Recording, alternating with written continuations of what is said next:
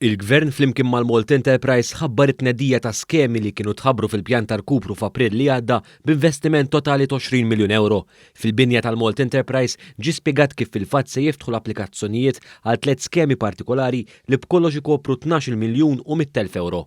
L-ewwel skema li għalija se jibdew jintlaqgħu l-applikazzjonijiet hija lotja ta' 1,000 euro għal dawk in-negozji li ntalbu jibqgħu magħluqa wara l-10 ta' Mejju minħabba restrizzjonijiet tal-pandemija.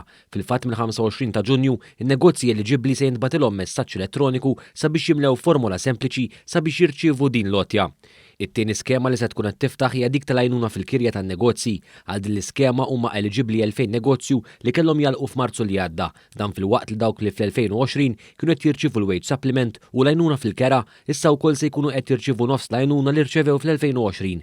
Għal din l-iskema, in-negozji jirċievu għajnuna skont kemm għandhom ħaddiema fuq il-COVID wage supplement u kemm il-kirja għandhom.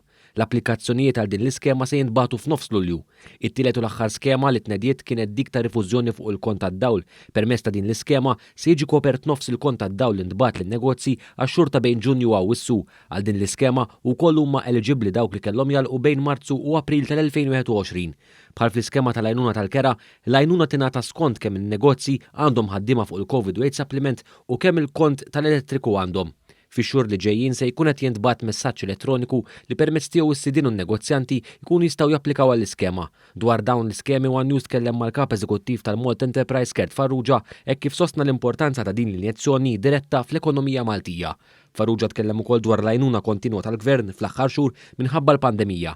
Fost oħrajn ħabbar l-ispiża l-ġurnata tal-Gvern dwar il-COVID wage supplement. Fl-aħħar 16 xahar f'wage supplement biss diġà ħriġna aktar minn 600 miljun assistenza lil iktar minn 100,000 impjegat u iktar minn 16,000 negozju.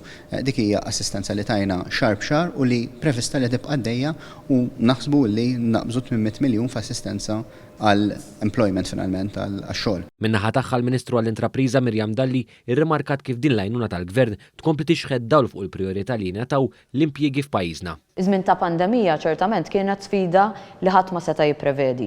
U għalhekk li mal-ewwel rajna li nagħtu l-appoġġ u s-sosten kollu meħtieġ lin-negozji f'pajjiżna. Wara kollox irridu nipproteġu n-negozji biex inkunu qegħdin nipproteġu l-impjiegi tal-Maltin u l-Awċin. Dak huwa li għamilna f'dawn l-aħħar xhur u dak huwa li ser inkomplu nagħmlu fix-xhur li ġejjin.